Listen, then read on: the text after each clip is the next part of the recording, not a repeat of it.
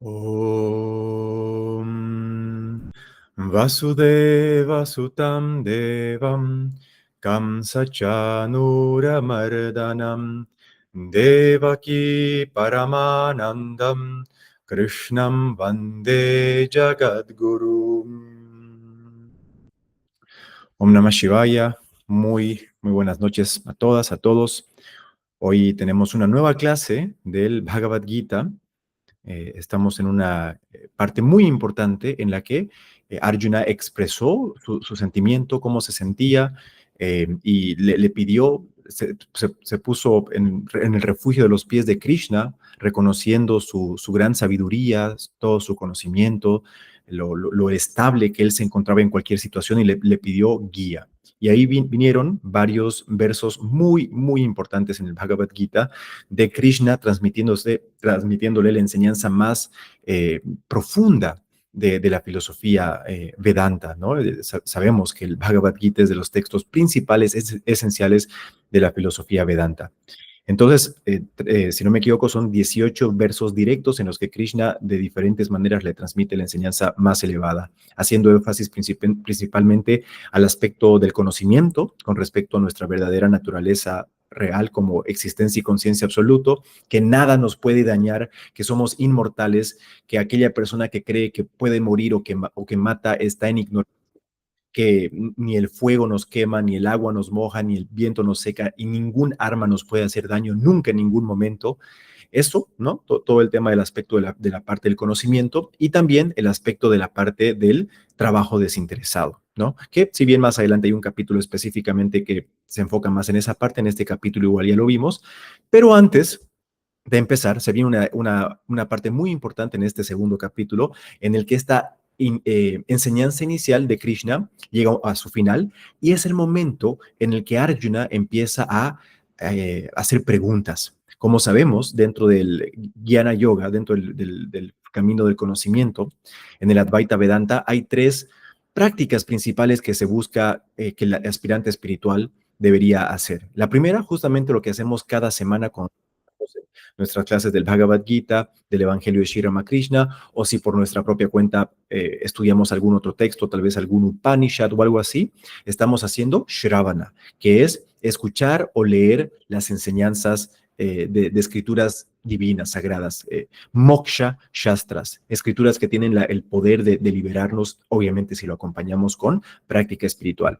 Lógicamente, el Bhagavad Gita y el Evangelio de Sri Ramakrishna siendo ese tipo de textos. También los Upanishads, también textos muy profundos como el Yoga Vashishta Asara, como el Avadhuta Gita, como el Ashtavakra Gita. Hay muchos textos así. No demasiados, obviamente, ¿no? Pero los podemos encontrarlos. Antes de ir a esa parte, ¿no? Lo que les decía es Shravana, la parte de intentamos adquirir el conocimiento, aprender sobre qué tiene esta filosofía, este acercamiento para que podamos entenderlo. Y justamente eso es lo que hace Krishna en esta primera etapa, le transmite el conocimiento más profundo. Y Arjuna empieza en este verso 54 que vamos a empezar enseguida, hace la segunda etapa que un aspirante espiritual debería hacer, que es el manana, Shravana Manana. ¿Qué es el manana? Es el intentar entender y aclarar cualquier duda que hemos podido llegar a tener al escuchar o leer estas escrituras. Porque en teoría, eso es lo que dice la teoría dentro de la filosofía no dual, si lo entendiéramos perfectamente, ya estaríamos iluminados. Es por nuestra falta de reconocimiento, nuestra falta de no poder darnos cuenta que Brahman, lo que verdaderamente somos, Dios, está acá eternamente presente. ¿Qué es lo que verdaderamente somos? No somos limitados a este cuerpo, a esta mente, a esta personalidad, somos lo absoluto. Entonces, si todavía no estamos iluminados, es porque no lo hemos realmente comprendido del todo bien. Entonces ahí viene esta etapa en la que Arjuna nos va a enseñar a preguntar. Le empieza a hacer algunas preguntas, y eso es sumamente importante en el camino del conocimiento. El discípulo, el aprendiz, debería intentar hacer la mayor cantidad de preguntas que pueda al maestro. Eso es sumamente importante. Uno, y sobre todo, ¿por qué?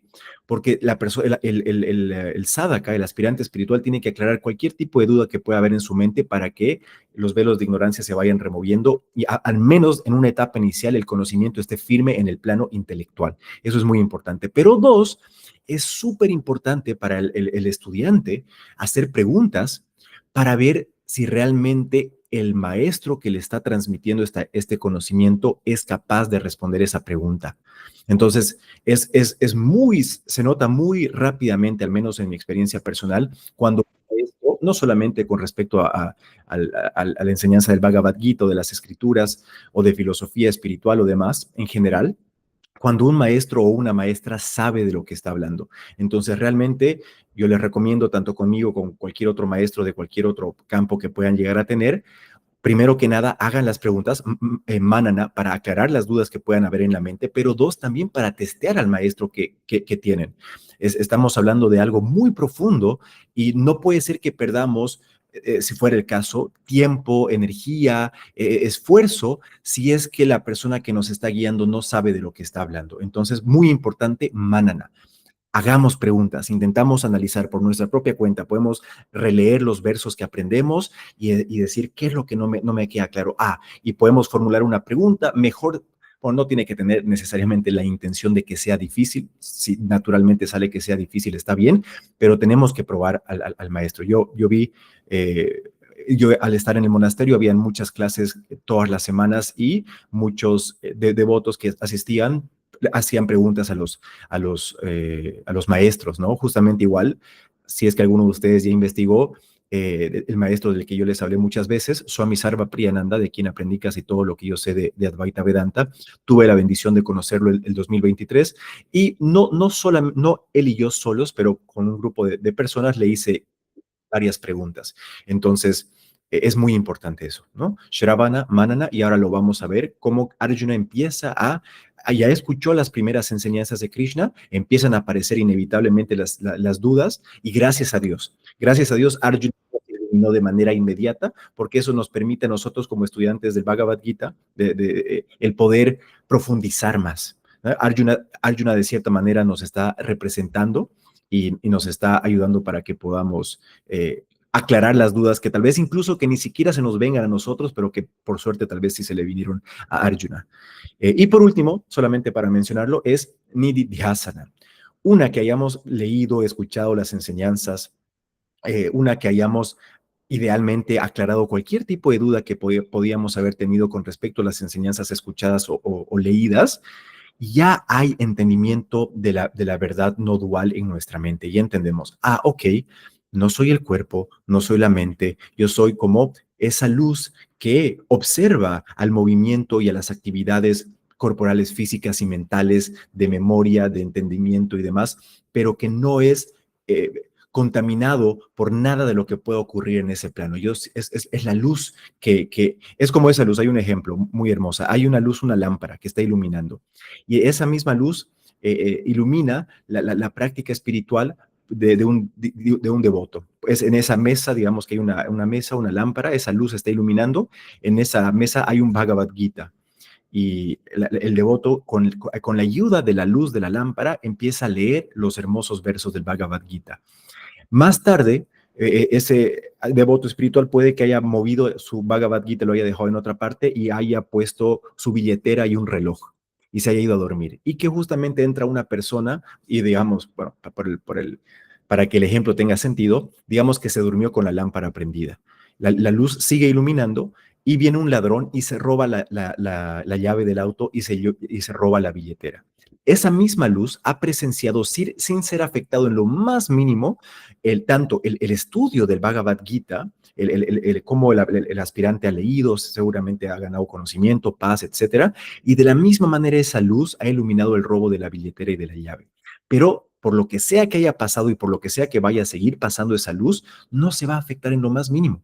De la misma manera, esa luz es lo que somos nosotros. El cuerpo a veces va a estar en buena condición, va a estar saludable, va a estar joven, flexible y demás, la luz, lo que verdaderamente somos nosotros, no nos beneficiamos, no nos afecta en lo más mínimo. Puede venir enfermedad, va a venir vejez, el cuerpo va a dejar de ser tan flexible, tan fuerte.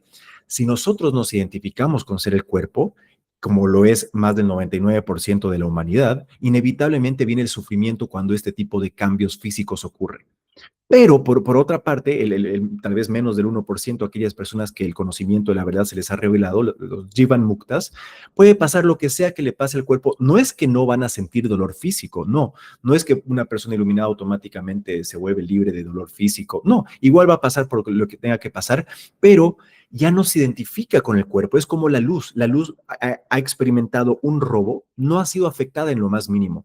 A este cuerpo, a esta mente o de cualquier persona puede pasar vejez, lesión, enfermedad, lo que sea, y le pertenece al cuerpo, no a nosotros. Entonces, de esta manera vamos aclarando todas las dudas que podamos ir teniendo. Y una que a nivel intelectual nos damos cuenta, ok, ya entendí, ya lo tengo claro, dentro del camino del conocimiento se busca hacer nididhyasana, que es contemplación meditativa sobre lo entendido. Y ahí también viene de mucha ayuda la idea de purificar la mente. ¿Por qué? Porque en verdad nosotros ya somos aquello que estamos buscando, ya somos Brahman, ya somos uno con lo absoluto, ya somos lo absoluto, pero no lo podemos reconocer. ¿Y a qué se debe eso? Sri Ramakrishna lo explicaba, que se debe a que es como que fuera una aguja y hay dos imanes. El imán principal es Dios, pero que está cubierto como que con tierra, entonces no puede ser muy bien atraído hacia el imán. Entonces, ¿qué es lo que se tiene que hacer? Es limpiar esa tierra, ese polvo. Entonces, al meditar, al cantarle a Dios, para aquellos de ustedes que tal vez igual participaron de la dinámica que hubo en Casa Bhakti el día de hoy, porque hoy nosotros que estamos en la clase en vivo, es el Hanuman Jayanti, el cumpleaños de Hanuman, lo pasamos ahí en Casa Bhakti. Todas esas prácticas nos ayudan muchísimo a purificar y concentrar la mente. Yo me tuve que salir un poco antes, obviamente, para llegar acá a mi casa a tiempo y organizar para la clase, pero se cantaron, ya, me imagino que ya terminaron, 12 Hanuman Chalisas. Yo tengo un amigo mío y un gran maestro del quien yo, por ejemplo, personalmente estudio el Tantra Advaita, la perspectiva no dual con el acercamiento tántrico Shaiva y Shakta, y él, con su comunidad que tienen en Estados Unidos, iban a cantar al menos 44 Hanuman Chalisas. Entonces, este tipo de práctica espiritual, repetir ciertos himnos, por ejemplo, los domingos nosotros cantamos dos hermosas oraciones muy puras, muy sádvicas, cantamos el Nirvana Shatkam, ¿no? Mano Buddhyahankara. Son himnos que de una elevan la mente, van purificándola. Entonces, eso es nuestro verdadero, único labor, porque ¿de qué depende que nosotros nos iluminemos? ¿De qué depende que nos liberemos del sufrimiento y obtengamos esa paz suprema de reconocer nuestra verdadera naturaleza como lo absoluto? Depende, hay maneras de expresarlo, pero de una manera un poco más devocional, depende de Dios. No es algo que se puede hacer. Ok, si yo por 5 años de mi vida de manera directa me levanto todos los días a las 6 de la mañana y repito mi mantra 5 veces en la mañana, 5 al mediodía, 5 en la noche y de acá, no es así. El iluminarse, el ganar el conocimiento, la verdad, no es algo, no sé, algo científico en el que si hago X voy a obtener Y, ¿no? Sri Ramakrishna lo explicaba como que Dios, cuando me refiero con Dios acá, me refiero igual con la parte un poco más que tiene esa voluntad de quien dirige la película que nosotros llamamos el universo, tiene la naturaleza como de un niño. Entonces, a algunas personas que ve haciendo poca práctica espiritual, como es como un niño, Dios le entrega ese conocimiento espiritual y lo ilumina. A eso se llama Kripa Siddhas. Kripa es como que de compasión, Siddha perfectos. Entonces, se volvieron perfectos a través de la Kripa tiene otro significado, no es como compasión, es como que bueno, lo vamos a entender como que por la dulce voluntad de Dios. Mientras que ese mismo niño, Dios, que lo estamos entendiendo con esta perspectiva, ve a otras personas que están esforzándose por muchos años siendo célibes, vegetarianos, meditando todos los días y no les entrega todavía, no los ilumina, no les da el conocimiento de la verdad. Entonces, no es algo con lo que se pueda transaccionar. No es que, ok, si yo hago esto por 5 años, por 10 años, esto me va a dar tal cosa. No, no es así. Tal vez estamos acostumbrados a eso por cómo funciona el mundo, ¿no? Ok, si yo me mantengo con esta dieta por un año y voy al gimnasio de lunes a viernes por una hora mínimo, estoy muy probablemente que obtenga cierto físico, por así decirlo, ¿no? O lo mismo con el estudio, las cosas en el mundo tienen esa connotación, pero no con nosotros. Entonces, ¿qué es lo único que verdaderamente nosotros podemos hacer? Ir purificando la mente, es igual, es como que si fuera un espejo y la mente muy pura y sádvica puede reflejar eso y uno puede descubrir lo que verdaderamente es. Pero si ese espejo está muy sucio, no vamos a poder ver lo que verdaderamente está ahí. Entonces, ese espejo sucio es la mente tamásica y también rayásica. Entonces, ya me puedo sentir con un poco más de libertad de hablar de los gunas de esta manera, ¿no? Tamas, la energía lenta, pesada, de flojera, de querer hacer daño a otras personas, de no ser nada productivos. Después tenemos a rayas, que es la energía dinámica, en movimiento, en acción. Y por último tenemos a sattva, la energía, el guna de la sabiduría, de la paz, de la serenidad, del control. Entonces, si la mente de un aspirante está muy exaltada, constantemente está pensando en voy a hacer esto y voy a hacer lo otro, tengo plan para abrir este negocio, para viajar a este país, para abrir esta organización, rayas. No tiene absolutamente nada de malo, pero una mente que está sumergida en rayas no puede llegar a percibir la sutileza que es el reconocer nuestra verdadera naturaleza divina. Se lo tiene que aquietar, se tiene que intentar llevar a sattva. El proceso es así, de tamas se va a rayas y de rayas se va a sattva. Entonces, tenemos que ir purificando la mente, cantando, aprovechando en el hinduismo hay muchas festividades auspiciosas. Si bien acá en Latinoamérica son muy pocos los lugares, si es que hay, se me ocurren capaz tres, que festejan, porque tampoco es que hay muchas personas de la India en Latinoamérica todavía.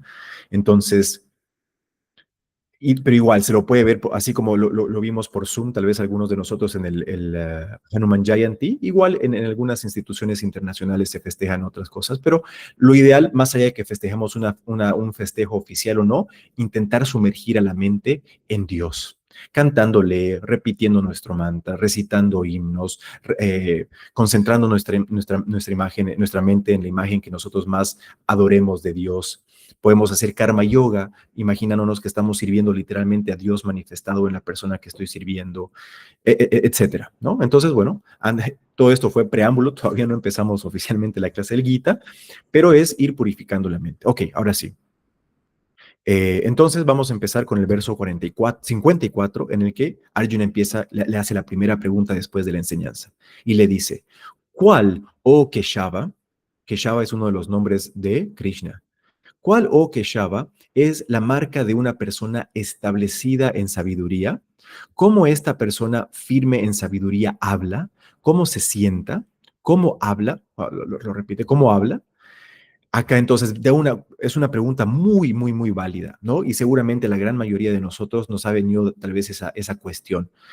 Ok, yo estoy acostumbrado y ahora por lo que he estado aprendiendo con el Vedanta y el hinduismo, me doy cuenta, ok, que estoy en Maya, que no reconozco mi verdadera naturaleza como lo absoluto, todavía veo dualidad, todavía veo multiplicidad, todavía debido a esa ignorancia y ver a otros, siento miedo, siento celos, siento envidia o cualquier otro tipo de sentimiento que nace a través de la ignorancia por ver a otros y no reconocer al uno.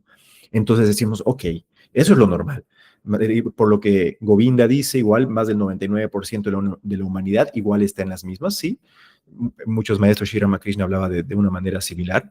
¿Y cómo actúa entonces una persona iluminada? ¿Cómo es? ¿Cómo camina? ¿Cómo se viste? ¿Qué come? ¿Cómo habla? Y eso mismo le pregunta Arjuna. Y acá hay una palabra en sánscrito muy importante. En español lo traducimos como establecida en sabiduría. En sánscrito esto es una palabra muy importante que es stita prajna. Stita prajna. Entonces, eh, ¿cómo es una persona que está establecida en sabiduría? Entonces, como les digo, una pregunta muy válida, ¿no? Y si bien ahora más adelante Krishna en un par de versos nos va a especificar, nos va a decir exactamente eso, al mismo tiempo hay un verso en un libro hermoso, no dual, muy, muy, muy profundo, muy avanzado, del Avadhuta Gita, que dice que El yogi, eh, cuando se ilumina, no es que necesariamente va a empezar a hacer cierto tipo de cosas o dejar de hacer cierto tipo lo estoy parafraseando, ¿no? Simplemente que deja de imaginarse cosas. Esto es muy profundo. Ahora lo voy a volver a repetir. El yogi o la yogini, el yogi iluminado, no es que por iluminarse va a empezar a actuar de cierta manera, o sea, capaz, ¿no? O va a dejar de actuar de cierta manera. Si antes le gustaba el helado, no es que, ya se iluminó, le va a dejar de gustar el helado. No es así. ¿Qué es lo que dice? La persona iluminada, el yogi, va a dejar de imaginarse cosas. Ese es el reconocimiento. Nosotros en este preciso momento, tal cual como creemos ser, ¿no? Con la edad que tenemos, con el aspecto físico que tenemos, con los gustos que tenemos, con los disgustos que tenemos, eh, ya somos en este preciso momento Brahman, ya somos perfectos absolutos, ya no tenemos muerte, no tenemos nacimiento, no tenemos, somos, nada nos daña, nada nos quema, nada nos moja, ya somos eso, pero no lo podemos reconocer. Entonces, acá la única diferencia, pónganse a pensar, muchas veces, al menos yo hace cierto tiempo atrás, cuando me imaginaba una persona iluminada, no sé, me imaginaba necesariamente que alguien tenía que ser tal cual como un Buda, que se haya tenido que ir a un bosque y pasar años de años sin comer nada, algo así me imaginaba. Pero ojo, sí, claro, se necesita de mucho esfuerzo espiritual, de mucha disciplina, control, meditación, renuncia, obvio, eso es natural, se necesita.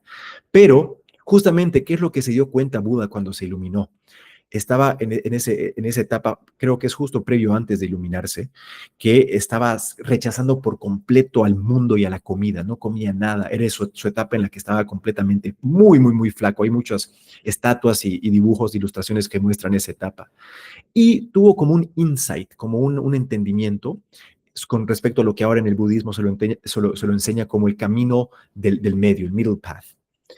Por un lado tenemos el lado extremo, en el que las personas se sumergen en el mundo, a disfrutar del mundo como si no hubiera un mañana, alcohol, fiestas, comida chatarra, viajes, mundo, mundo, mundo, mundo. Ese es un extremo. Y por otro lado, tal vez el extremo que estaba haciendo Buda, de completamente ayuno, rechazo por completo a la sociedad, evitar hablar, evitar cualquier cosa, completamente 100% ascetismo. Entonces Buda tuvo el insight, se dio cuenta del el camino del medio, ¿no? Y de ese momento pasó una chica que lo vio sufriendo, muriéndose de hambre y le dio como arroz, si no me equivoco, le dio algo para comer y comió y se dio cuenta de eso. ¿Qué es lo que pasó?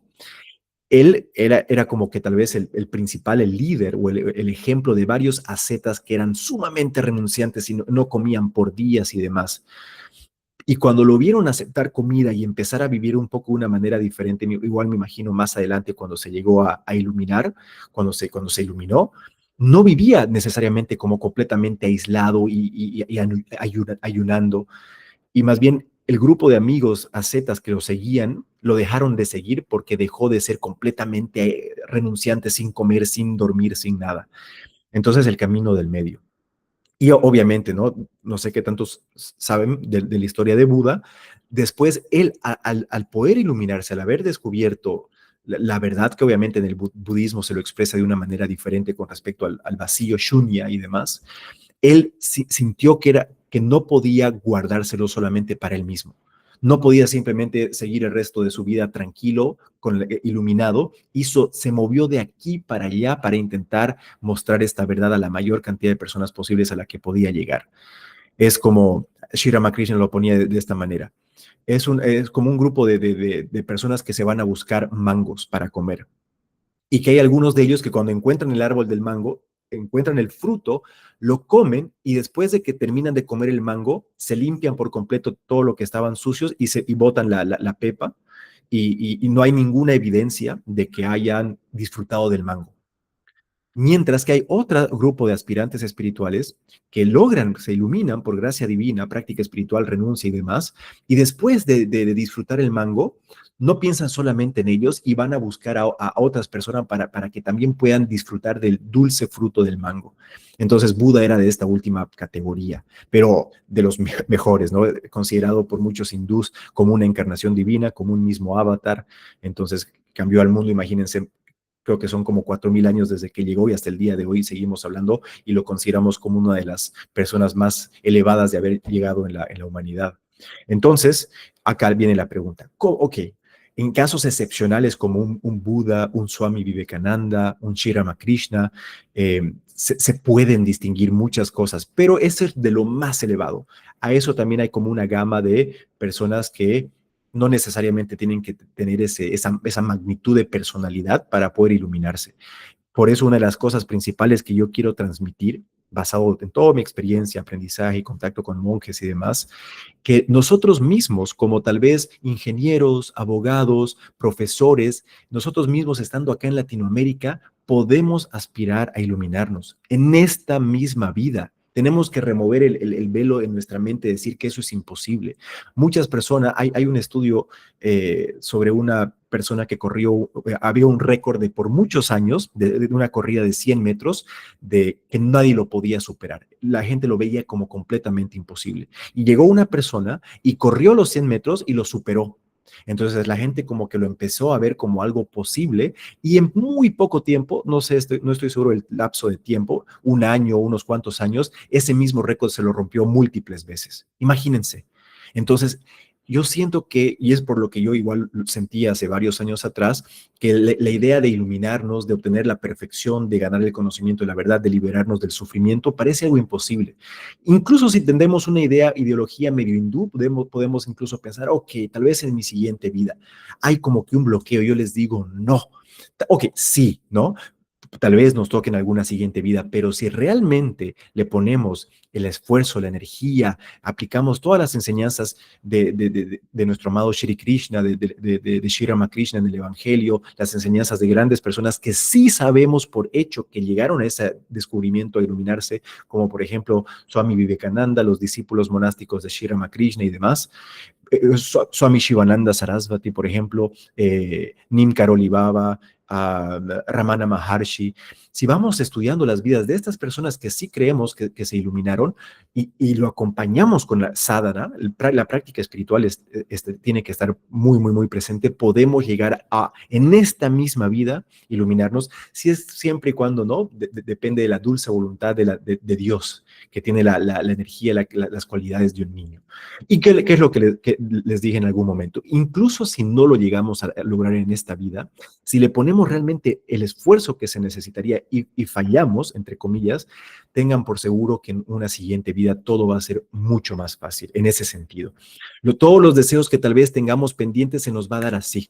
Un aspirante espiritual puede que en esta vida haga mucho, mucho esfuerzo espiritual, no logre iluminarse y en una siguiente vida, por ese buen mérito y karma de haber sido un muy buen practicante espiritual, en una siguiente vida tal vez le toque ser un príncipe, un rey, hijo de algún millonario o hijo de yogis, no sé. Y va a poder satisfacer sus placeres desde joven. Le va a tocar tener tal vez mucho dinero, tal vez tener novias, novios, no sé. Va a poder liberarse rápidamente de los deseos terrenales que tenga y de una edad temprana va a sentir atracción por el camino espiritual. Pero eso llega con mérito y ese mérito se lo logra haciendo práctica espiritual. Y en el mejor de los casos, best case scenario, en esta misma vida lo podemos obtener. Claro que sí, ¿por qué no? Ok, entonces le pregunta, ¿no? ¿Cuáles son estas características para una persona, un stita prajna? Y le dice, Krishna le responde, cuando una persona abandona o parta todos los deseos del corazón y está satisfecho en el ser por el ser, entonces ahí se dice que la persona está establecida en sabiduría. Ok, como sabemos, eh, la renuncia, el desapego, no necesariamente literalmente volvernos monjas y monjes, ¿no? Pero la renuncia y el desapego tiene que estar muy, muy presente en nuestra práctica espiritual. Muy presente en el sentido si realmente queremos hacer un progreso importante. Depende, depende de nosotros qué tanto esfuerzo, qué tanta energía le ponemos, tanta esfuerzo y tanta energía que le pongamos y de la misma manera va a ser nuestro progreso con respecto a la práctica espiritual. Entonces, acá está haciendo énfasis a esa parte, ¿no? Dice, cuando una persona abandona o parta todos los deseos del corazón, ¿se acuerdan en el video que hablamos sobre cómo vivir en el mundo con los deseos personales, no me acuerdo el título, pero hace un par o dos o tres semanas que lo subimos, en la que se habla de, ok, reconocemos que somos aspirantes espirituales, reconocemos que tenemos el deseo de encontrar a Dios, de iluminarnos, pero al mismo tiempo somos honestos, no somos hipócritas, porque debe ser de las peores cualidades que un aspirante puede llegar a tener. Reconocemos que tenemos ciertos deseos. Entonces ahí yo di como que la recomendación, el poder ser muy genuinos entre nosotros mismos y darnos cuenta qué deseos estamos, porque ¿qué es lo que pasa? Sri Ramakrishna hablaba igual de esto.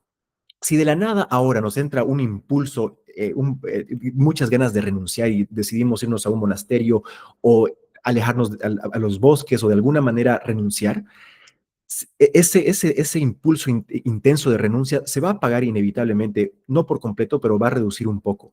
Y si es que estamos en ese momento y todavía tenemos ciertos deseos que no podemos dejar de pensar en ellos, vamos a ser completamente hipócritas.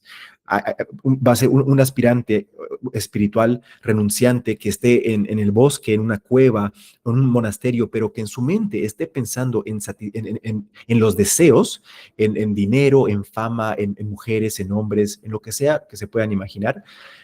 Sri Ramakrishna lo explicaba, es como que una persona escupa y de ahí se vuelva a tragar el escupitajo. Entonces, tenemos que intentar ser honestos. Ahora, si realmente estamos en una etapa increíble en la que genuinamente decimos, no, yo estoy dispuesto a renunciar a todo, no me importa nada, familia, mujeres, hombres, dinero, fama, no quiero nada, solo quiero a Dios y reconocemos que genuinamente estamos en ese nivel, en ese estado, genial. Entonces, idealmente busquemos o busquen alguna comunidad, algún monasterio en el que podamos dedicar la mayor parte de nuestra vida, si no todo el día, que estemos despiertos en la práctica espiritual. Pero si todavía no estamos ahí, lo tenemos que equilibrar, ¿no? Les dije, podemos ver, hacer una comparación entre aquellos deseos que genuinamente siento que los tengo que satisfacer y hay otros que, ok, estos sí, genuinamente siento que tengo esos deseos, pero decido enfocarme más en mi práctica espiritual. Siempre y cuando no seamos hipócritas, en el sentido de que genuinamente estemos felices por renunciar en eso, porque ¿cuál es la verdadera renuncia? La verdadera renuncia, si se pueden a pensar, es la renuncia a Dios. Es como que hay dos maneras de verlo. De una manera estamos como que renunciando a los placeres del mundo y de la otra manera, digamos, las personas que no se sienten muy atraídas por el camino espiritual están renunciando de cierta manera a Dios. Están renunciando a la obtención de Atyantika Dukkha Nivriti, a la cesación del sufrimiento. ¿Para qué? Están renunciando a Dios, están renunciando a la paz, a la dicha, a la iluminación, a la liberación del samsara por el mundo. Entonces tenemos que ver, dependiendo de cada uno de donde estemos, hacer ese equilibrio. Entonces acá, volvamos acá al verso, dice, con todos los deseos, que abandona todos los deseos del corazón y está satisfecho en el ser por el ser. Ok, entonces ahí se dice que la persona está establecida en sabiduría. Había un gran maestro de Advaita, un seguidor radical del camino del no dual, del camino del conocimiento, y no tenía ninguna posición. Creo que vivía en una cueva o cerca de un árbol, no, ni siquiera tenía un libro. Y habían unos monjes o renunciantes o personas interesadas en el camino del conocimiento, y muy sorprendidos le preguntan a este gran renunciante y le dicen, ¿cómo vives así? Aunque sean, porque hay muchos renunciantes que renuncian, incluso Swami Vivekananda cuando renunció tenía el Bhagavad Gita, consigo un Bhagavad Gita pequeño, y aparte tenía un libro medio cristiano que se llama me olvidé el nombre, no me acuerdo. Es un libro de mucha renuncia, el peregrinaje, peregrino. A ver, voy a ver de buscar el nombre y se los voy a mencionar, igual aprovecho como recomendación, algo un poco diferente al hinduismo y Vedanta, un libro que Swami Vivekananda quería mucho ese libro. Entonces tenía esos dos libros. Entonces le preguntan a este gran renunciante, ¿no te gustaría ni siquiera tener un libro o dos como para que puedas estar distraído en tu día? Y él le dice, el renunciante les dice, yo tengo conmigo eternamente mis tres libros que me enseñan todos los días. A ver, ¿a qué se está haciendo referencia con estos tres libros?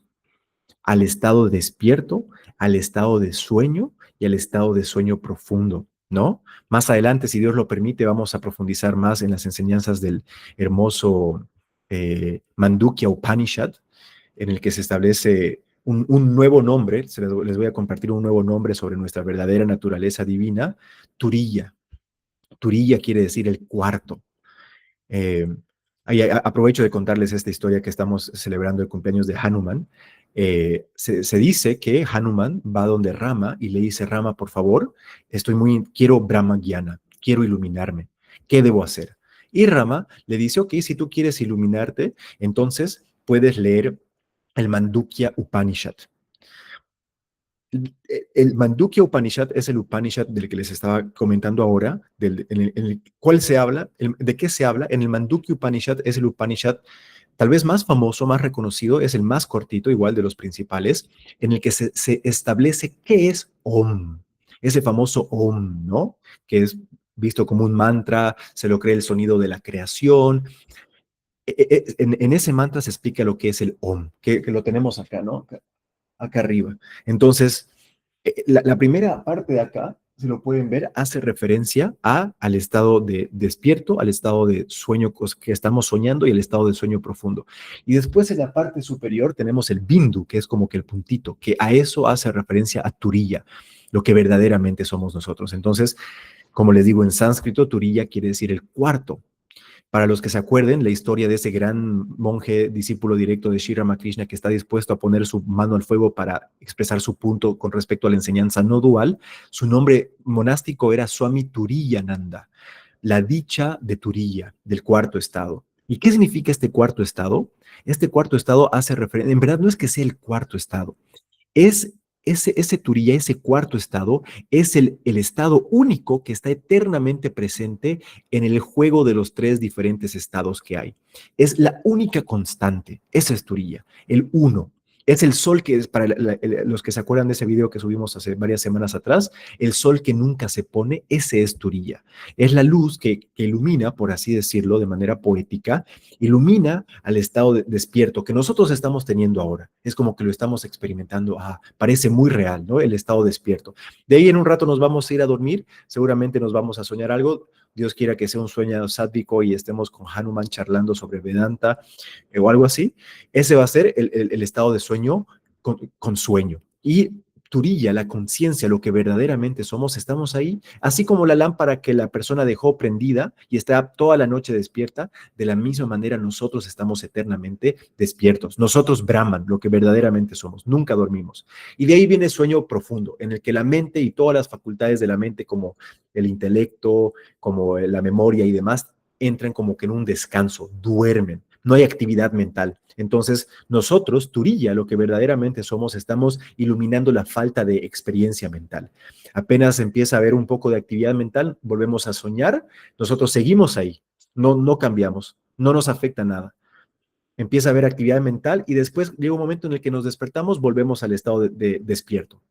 Entonces, ese es Turiya, me olvidé un poco porque estábamos hablando. Bueno, y entonces esa es la historia. Hanuman le dice a Rama, ¿no? Quiero iluminarme, y Rama lo recomienda el Mandukya Upanishad. Y esto dice, digamos, la tradición, ¿no? Le dice, si no te iluminas después de estudiar el Mandukya Upanishad, tienes los otros 10 Upanishads principales. Y si después de leer los 10 Upanishads principales, tienes los otros 108 que en teoría hay como oficiales dentro de todo, 108 Upanishads que podemos encontrar en los Vedas. Ok, entonces, pero acá viene un punto muy importante. Acá dice que una persona iluminada, más que iluminada, stita prajna, establecida, ¿cómo lo traduce? Como establecida en sabiduría. Ok, entonces, ¿qué significa?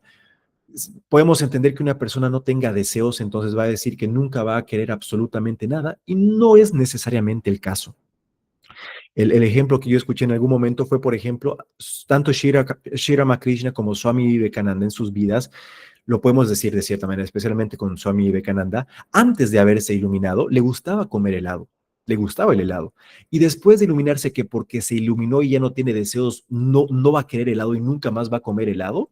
No, para nada. estando iluminado, igual va a disfrutar del helado. Y si, digamos, alguna vez llevan el helado, capaz incluso se antoje, pues, ok, va a comer feliz el helado. Y así con los deseos de las diferentes personas iluminadas. Igual una historia que no puedo no contarles. Ramana Maharshi, ¿no? Conocido como ser un gran renunciante, iluminado, estaba todo el día haciendo como que su práctica interna de reconocer a Dios en todo, en cada momento, sin necesariamente estar muy activo en el mundo. Y una vez hubo una ama de casa, una mujer, en la que va y le pregunta ciertas preguntas a Ramana Maharshi. Y le dice que si, y le pregunta, es algo así, como que le pregunta, yo también voy a tener que renunciar y serme un renunciante como tú para poder iluminarme. Y le dice, no, no, no, para nada. Le dice, la única diferencia entre vos y entre mí, le dice a la mujer, es nuestro karma, nuestro prarabdha karma. Yo por mi karma me toca ser un renunciante en esta cueva, pero a ti te toca ser una esposa, ama de casa, mamá, pero tú también te puedes iluminar. Entonces, no necesariamente, a veces capaz podemos llegar a tener esa idea de que por una persona iluminarse se va sí o sí ir a un monasterio o a una cueva. No, en la India yo estoy seguro, aparte con la gran cantidad de personas que hay, que deben haber muchos, muchos iluminados como householders, como personas laicas, que tal vez son ingenieros, tal vez son doctores, tal vez son médicos, que obviamente, porque desde niños son expuestos a esto y han debido aplicar muchas de las prácticas y meditación y demás, se iluminaron, pero no necesariamente se tienen que volver monjes o monjas, no se vuelve. ¿Y eso de qué se debe? Se debe al Prarabdha Karma. Entonces, volviendo a ese verso que les mencioné del Avadhuta Gita, la persona iluminada simplemente deja de imaginarse cosas. ¿Qué significa eso? No es que la persona iluminada, sea hombre o mujer, tiene que actuar exactamente de la misma manera. Su vida va a seguir como tenga que seguir. No, si esa persona es hombre de familia, papá, va a seguir trabajando. Si le gusta jugar fútbol, alguna vez se arma un partido, va a jugar fútbol. Pero la diferencia es cómo entiende la realidad. La realidad ya no lo afecta como le afecta a las personas normales. No, no que una persona iluminada sea anormal o no. A lo que me refiero es que va a venir tal vez falta de trabajo o va a venir pobreza o va a venir soledad o va a venir enfermedad. La persona iluminada igual va a tener que pasar esas cosas, pero no hay verdaderamente ese sufrimiento interno, porque lo ve todo, como lo expliqué muchas veces, como el lila, el juego de Dios, la película divina. Ya no se identifica con ser el actor que nosotros actualmente tal vez nos identificamos con ser y descansa en esa paz y dicha suprema sin importar lo que sea que le tenga que pasar. ¿Ok? No se olviden, esto es sumamente importante. Eh, si bien la vida monástica de un sannyasin, de un renunciante, una monja, un monje, es divina, realmente lo que ellos hacen, renuncian a todo, incluso después de haberse iluminado, siguen viviendo con esa intensa renuncia, sirviendo a otros, ayudando, enseñando y demás. Realmente, si en algún momento podemos interactuar con algún hombre o mujer de renuncia de ese nivel, el poder servirles de alguna manera tiene un muy buen karma para nosotros. Además, podemos aprender mucho de ellos y de su renuncia y de su amor por Dios, pero no necesariamente uno tiene que volverse un monje para iluminarse. Y el punto que les quiero dar acá tenemos a Krishna y a Arjuna. Están teniendo la conversación más elevada, tal vez de las más elevadas que uno se puede imaginar, el Bhagavad Gita, no en un monasterio, no en una cueva, en el campo de batalla de una guerra. Y lo están teniendo dos devotos laicos. Ninguno era monje, ni Arjuna ni Krishna era monje. Y ninguno, obviamente Krishna siendo un avatar, una encarnación divina, eh, Arjuna, después de iluminarse, ¿qué hizo? Peleó la guerra, cumplió con lo que le correspondía hacer, como a nosotros nos corresponde tal vez pagar los impuestos, trabajar en la empresa en la que trabajamos, no importa, seguimos haciendo, la renuncia tiene que ser interna, mental. Entonces, tenemos que ir rompiendo con esas ideas un poco que capaz tenemos por cómo era antes. Es que es la verdad, las cosas cambiaron mucho desde la llegada de Swami Vivekananda, Sri Ramakrishna. ¿Por qué? Porque antes este conocimiento era muy recluido para los brahmines, personas solamente específicamente de esta casta, principalmente solamente hombres, solamente de gurú a discípulo y no sé. Si bien, obviamente, en este mismo hermoso texto, el Bhagavad Gita, al final, en el capítulo 18, Krishna recomienda que esta enseñanza no sea abiertamente compartida con todos, porque puede ser malentendida, puede terminar haciéndoles más daño que bien y demás.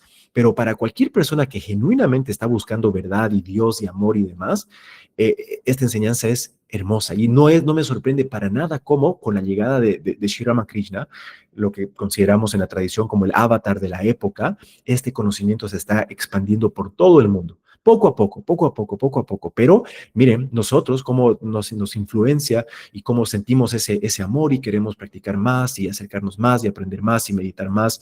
Entonces, somos muy, muy bendecidos en ese aspecto. Eh, ok. Ahora, bueno, sí, les quería hablar un poco sobre los gunas, pero voy a hacer una charla específicamente al respecto. Pues, lo voy a mencionar brevemente qué es lo que quiero hablar.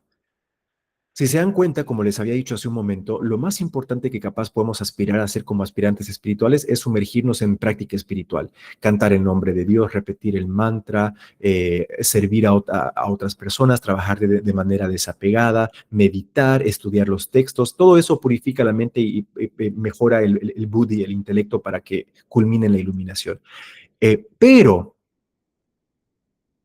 todo esto, si se pueden a pensar, si estuvieron presentes en la clase en la que hablamos de los gunas, es tomar refugio en sattva. Es intentar alejar, principalmente alejarnos de tamas, intentar alejar a medida de lo que podamos que nos mantenga muy atados al mundo de rayas e intentar sumergirnos lo más que podamos en sattva. Pero, y esto es lo que yo voy a hablar en el video, un video más adelante, no tenemos que fanatizarnos con sattva. Esa es mi recomendación. ¿Ok? No tenemos que ser sumamente religiosos y ver a cualquier persona que no come vegetariano o que tal vez consuma alcohol o otra cosa y que lo rechazo. Hay muchas tradiciones, principalmente en el hinduismo, pero en el mundo igual, que demonizan a tamas y a rayas y que solamente ven que la única salvación es sattva y a todo lo demás lo tachan como algo demónico o muy malo. Entonces, sí, a un aspirante espiritual no le conviene mucho tal vez morar mucho en tamas y rayas, pero incluso hay una tradición muy rica, muy profunda, que tiene mucha verdad por detrás, que es el Tantra, que igual justamente busca trabajar con estas energías que a veces son demonizadas para que nos ayuden a iluminarnos. Entonces, bueno, les quería esa pequeña recomendación. Intentemos refugiarnos lo más que podamos en sattva, pero no pensemos que sattva es el objetivo de la práctica espiritual, para nada. Más bien es trigunatita. Triguna, los tres gunas, tita es el ir más allá de los tres gunas, el trascender los tres gunas. A ver, quiero ver si me quiero animar a un verso más. Ok, sí. Ok. Aquella persona de quien su mente no se perturba por adversidad, quien no desea la felicidad, quien está libre del cariño hacia los objetos, de miedo, libre de miedo, de enojo, aquella es la persona de constante sabiduría, stita prajna. En una sola palabra, ¿qué podemos resumir con todo esto? Ecuanimidad, ecuanimidad, que se encuentra de manera completamente ecuánime, sin importar lo que sea que suceda. Ahora, ¿qué significa eso? ¿Que se va a volver un robot? ¿Que si hay alguna cosa terrible que está pasando, va a estar como, no, no me afecta, no hago nada? No, para nada. Pero dentro de todo lo que pueda llegar a pasar, sea algo terrible, sea algo muy lindo, sea algo más o menos bueno, malo, no importa, se mantiene ecuánime. No, no, acá viene un poco la palabra muy famosa en el Advaita Vedanta que es mitya, Jagat mitya, ¿no? Brahma Satyam, Jagat mitya. Mitya quiere decir ilusorio. Entonces, ¿qué es lo que pasa? Nosotros, las personas, en ignorancia, cuando estamos en avidia, todavía estamos en el proceso de intentar ganar el conocimiento de la verdad, vemos a todo esto como si fuera sumamente real y reconocemos mucho la dualidad de lo que consideramos que está bien versus de lo malo, de lo puro y de lo impuro. Entonces, la persona iluminada trasciende esto, va mucho más allá va más allá de lo que de las dualidades de bien y mal, puro e impuro. Entonces, nosotros en nuestra ignorancia, porque vemos a esto como verdadero, verdadero, cuando ocurre algo malo, muchas personas genuinamente se afectan y pueden ganar odio y resentimiento por otras personas por lo que está pasando. ¿Por qué? Porque lo ven completamente real, como esta es la realidad. Pero en verdad es mithya.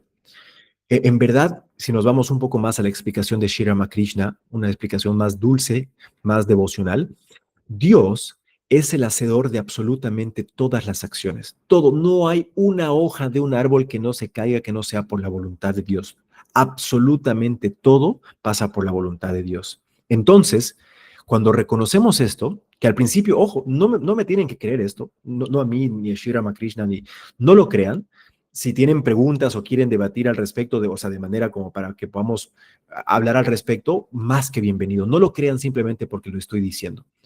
Sri Ramakrishna hace énfasis en eso muchas veces, pero incluso así no lo deberíamos creer a ciegas. Tenemos que, por experiencia personal, vivirlo. Pero la lógica dice que solamente cuando verdaderamente nos iluminamos es que genuinamente reconocemos la voluntad de Dios en absolutamente todo, hasta incluso en lo que nosotros creemos que nosotros estamos haciendo.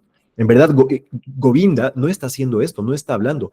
Es Dios que a través de Govinda está hablando. Y lo mismo con todos ustedes. Entonces, ¿por qué les estaba diciendo esto? Ah, ok, sí, por el verso de que la persona, el stita prajna, la persona iluminada, la persona con sabiduría establecida, ve a esta realidad como una película, lo ve como una obra de teatro, lo ve como un juego de Dios.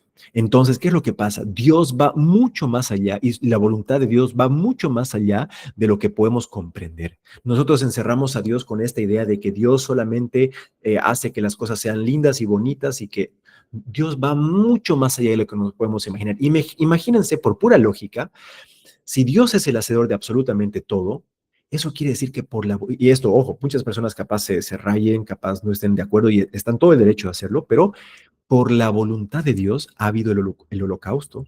Por la voluntad de Dios ha habido todo el tema de los esclavos en Estados Unidos con los negritos y demás. Por la voluntad de Dios ha habido todo la millonada de muertes cuando los europeos han venido a América. El juego de la etapa de lo que hizo Pol Pot, lo que hizo Hitler, lo que hizo Genghis Khan. O sea, hay que ir a estos extremos. Si decimos que Dios es el hacedor de absolutamente todo, eso incluye eso. No puede ser que entonces Dios, si no, no hace todo. O Dios hace todo o no es que hace todo. Entonces, obviamente, muchísimas millones de personas en el mundo y casi todas las religiones teístas, como no pueden aceptar que Dios permite esto, viene un personaje muy importante a la película, que es el demonio, el diablo, ¿no? Satanás. Que entonces, ok, Dios es todo lo bueno y bonito, y cuando ocurren estas cosas malas y terribles está el diablo, está el demonio. Pero hay un dicho muy lindo, muy divertido que dice, ¿acaso no sabes para quién trabaja el demonio? El demonio es un empleado de Dios. Entonces, incluso si llegamos a creer en ese aspecto, ¿para quién? Entonces, ¿qué estamos diciendo? ¿Dios no es omnipotente? ¿Hay otro ser que se llama diablo que es igual de poderoso que Dios? No. Está bien, otras religiones resuenan, tienen que creer en eso, está súper bien, pero nosotros en la perspectiva no dual, Advaita, no dual, Dios Eva, solamente Dios. Entonces, cuando nos damos cuenta de que absolutamente todo lo que pasa por la voluntad de Dios, y según el Advaita Vedanta, según Sri Ramakrishna y demás, esto se llega a percibir vívidamente como experiencia personal y a eso se le dice la experiencia de la persona iluminada. Cuando esa persona está actuando, trabajando y sabe perfectamente que no está haciendo absolutamente nada, que son los gunas de Prakriti que están operando, que es Dios mismo que está operando a través de cada uno de nosotros. Entonces, por eso es que esta persona puede ser ecuánime, porque lo que sea que pasa en el mundo, reconoce que está Dios detrás de eso. Ahora igual va a actuar, su naturaleza igual va a estar presente. Si hay un incendio, su naturaleza no es que va a decir, es la voluntad de Dios, entonces no hago nada. No, sí, por la voluntad de Dios está el incendio ahí, pero por la misma voluntad de Dios estoy yo que con mi balde de agua voy a intentar apagar el incendio. ¿Se dan cuenta? Entonces, esa es la clave. Ese es el stita prajna, la persona que reconoce a Dios en todo. Puede venir un ladrón y va a ver en el ladrón a Dios, va a haber una persona que lo engañe, va a ver a Dios en la persona que lo está engañando. Entonces puede estar completamente ecuánime y disfrutar de la película divina, el lila de Dios, sin importar las diferentes escenas que sean jugadas en la película. A veces van a ser escenas de amor, a veces van a ser escenas de miedo, a veces van a ser escenas de heroísmo, pero todo es la película divina y estamos intentando poder reconocerla como película. Ok, eso va a ser todo por hoy. Om Shanti Shanti Shanti Hari Om Tat Sat Shri Ramakrishna Arpanamastu Shri Saradarpanamastu. Jaima, muchas gracias por haber estado presentes. Como siempre, quedo atento para cualquier